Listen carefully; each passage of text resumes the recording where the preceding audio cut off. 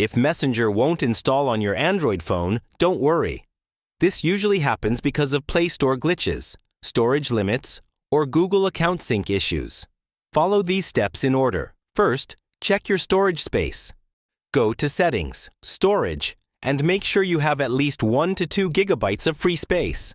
Messenger needs extra space during installation. Next, check your internet connection. Switch between Wi-Fi and mobile data, or restart your router.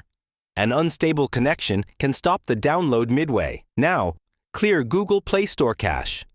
Go to Settings, Apps, Google Play Store, Storage, Clear Cache. Do the same for Google Play Services and Google Services Framework.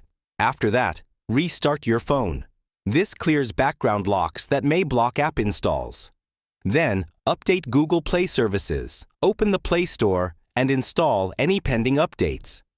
Messenger relies on Play Services to install correctly. If it still won't install, remove and re-add your Google account. Go to Settings, Accounts, Google, remove your account, restart the phone, then add it back.